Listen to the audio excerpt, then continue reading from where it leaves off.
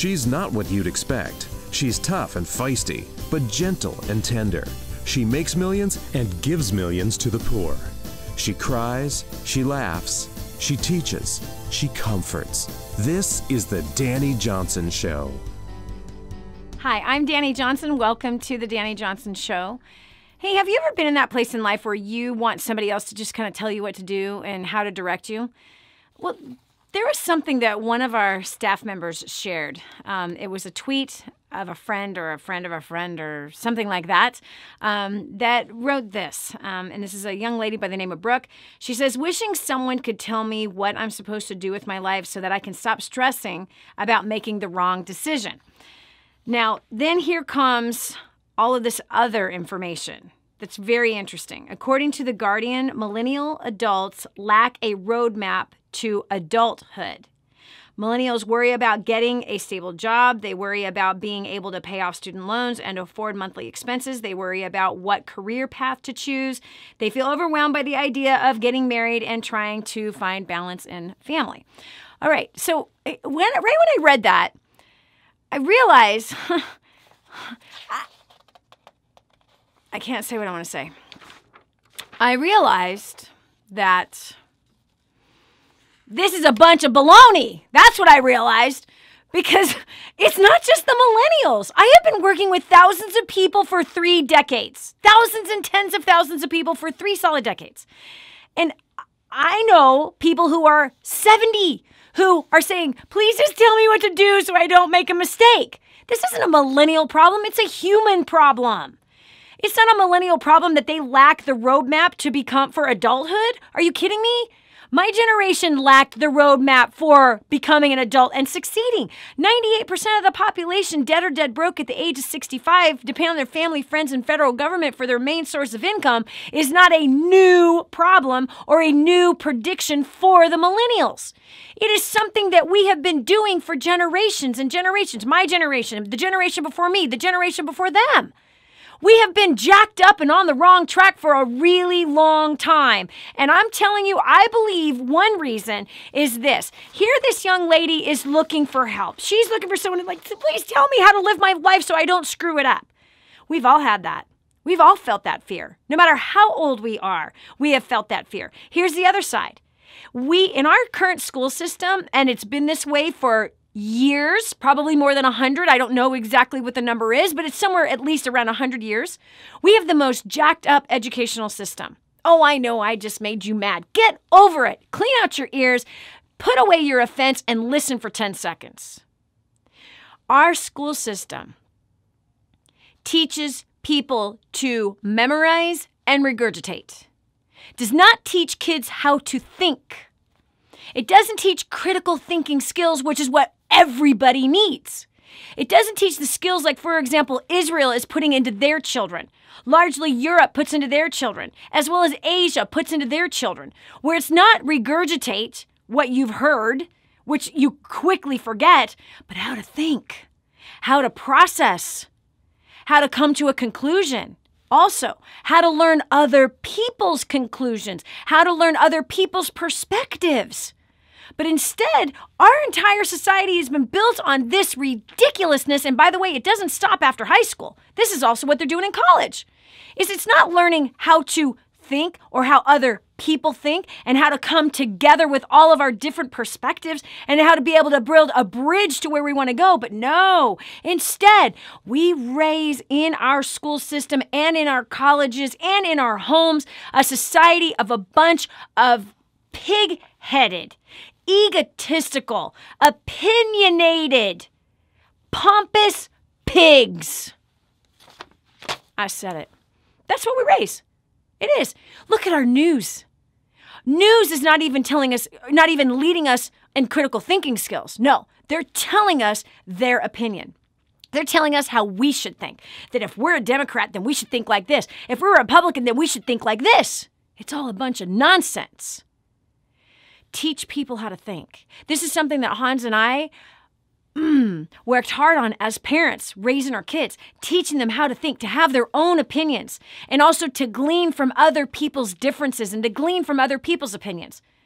We lived a very frugal life, but one thing that we did of luxury while living a debt-free life, right, was this. We wanted our kids to gain a culture understanding, different culture understandings, by traveling them around the world so they could taste, feel, see with their own eyes different shapes, colors, sizes of people's bodies, noses, the color of their skin, the perspective that they had.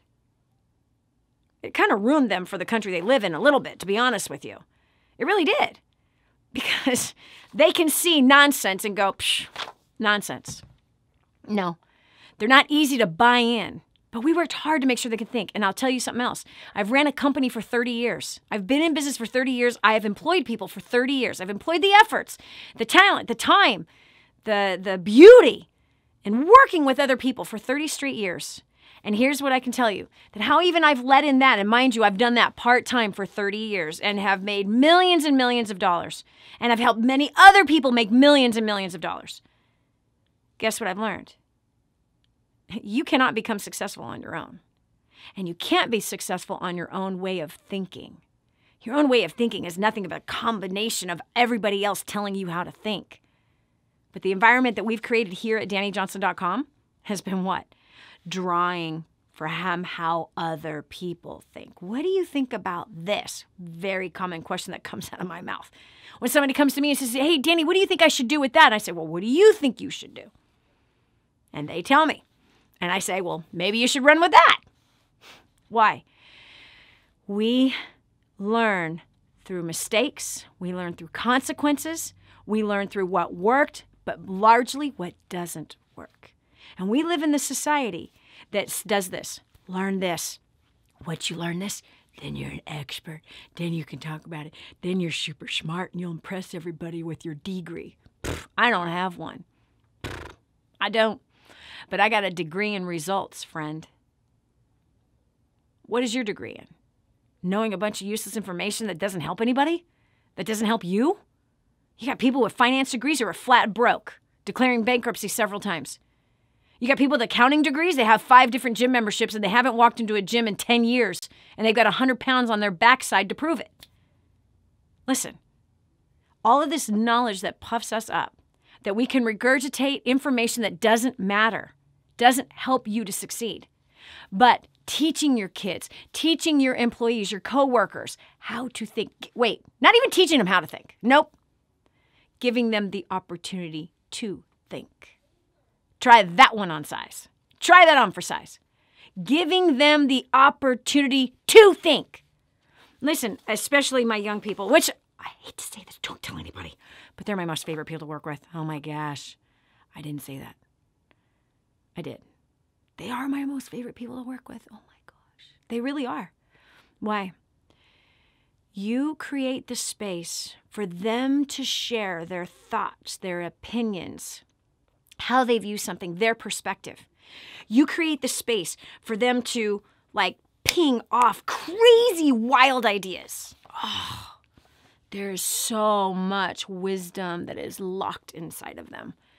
There's a path that's just bam, there it is. There's joy there. There's laughter there. There's adventure there.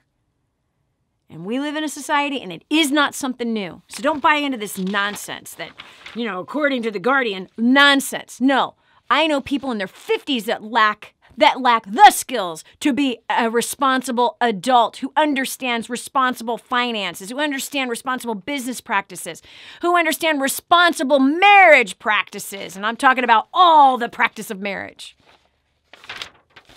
This makes me mad. Pew Research reports millennials are the first in modern era to have higher levels of student loan debt, poverty and unemployment, and lower levels of wealth and personal income than any other generation at the same stage of life. Okay. Well, whose fault is that? Whose fault is that? Well, if they're in adulthood right now and that's what they're facing, well, unfortunately, it is their responsibility to change that ridiculous research. It's their responsibility. But whose fault is it? Yeah, parents, who just what? Oh, just keeping up with the Joneses. Got to make sure my kid goes to college. Just keeping up with the Joneses. Got to make sure my kids are in piano lessons. Why? Because they were born to be a pianist? I got to keep up with the Joneses and make sure my daughter goes to ballet. Why? Is she a ballerina today? Or did you waste all that money and time and add all that stress and pressure on her? Oh, I got to keep up with the Joneses and make sure my son has his violin lessons. Why? Is he a professional violinist? Do you know what they make? Is that what his heart's desire is? Or was it yours to say that your son is in violins? Or were you using the violin lessons as a way to babysit your child? Listen. We live in a place, and we are horrible at letting people think. We like to tell them how they should think instead of teaching them the path of critical thinking. Because it's critical thinking that is going to help them solve employee problems one day. It's critical thinking that is going to help them not go into debt over stupid stuff. It's the critical thinking skills and having the freedom to think and the freedom to speak about it. Instead of saying, okay, no, you shouldn't think like that. That doesn't work. We're Republicans, and Republicans don't think and talk like that. Or this one, hey, you're a Christian, and Christians don't think like that, so you better watch it. You know, that's not according to our Christian beliefs. Do you even know what your Christian beliefs are? Do you even know what the Bible says? Can I tell you something? Read it. It's filled with critical thinking. It's filled with people with different ideas, different mindsets. If you were to actually read that thing, not through the scope of what you've heard on a Sunday morning, but you were to actually clean out your ears and your eyes and your heart and just to read it as it is, you'd be blown away the things that are talked about in that book. You'd be shocked. You'd be shocked how kids were raised. You'd be shocked how money is financed. How finances are ran. You'd be shocked on leadership right there in that book. You'd be shocked on the character of the living God if you actually had the courage to read that. Instead of spoon-feeding your kids the same nonsense that has helped you to be broke, instead of feeding the next generation the things that have hurt your marriage, instead of spoon-feeding your kids with the same things that have hurt your finances. Have you ever sat and wondered why? Why are we broke? Have you ever asked the question? Have you ever asked this question? Like Stuart Lynn, did everything right. Raised by Baptist ministers, good boy, did everything good, went to college, got himself a degree in engineering, married a girl who had 5 kids, and then they had 3 more, he got 8 kids. Good guy, good Christian, good tither, could not feed his kids without his parents supplementing his income. Not because he was a gambler, not because he had a porn addiction, not because he was lazy. He was hard-working engineer with a good education and a good job, making $52,000 a year, but he found out very quickly he could not provide food for his own family. Did everything right. Have you ever asked yourself, man, I've done everything right. I was a good kid. I got good grades. I went to college. I got my degree. Why am I broke? Those are some critical thinking skills. Why am I broke? Why has my life turned out like this? What do I have to do to change it? Make a list of things that need to change. Let me tell you. So here's what it is. Because of our jacked up educational system, here's what it is. It is X or it doesn't exist. That's what it is. It's X or it doesn't exist. Lie. Watch. So what do? It doesn't exist. There's an excuse. We come up with an excuse as to why we can't succeed. We come up with an excuse and we use our religion, we use our politics, we use our family as a reason why we can't succeed. We use our race as a reason. We use our gender as a reason. Whatever it is that those are behind us used as their excuse, we have now taken on that excuse, and now we're spoon-feeding that same excuse to the next generation. So if you're a millennial, you listen to me. You got a clean slate, friend. You got a chance right now to completely nullify this kind of nonsense. All right, you're right, okay? Well, if you went to college and you still don't know what you want to be when you grow up, guess what? Chances are your parents were very, very similar. And if not, I'm sure there's some aunts and uncles that were too. How will you overcome and not end up with the same financial position that they're in? Here's how I know this.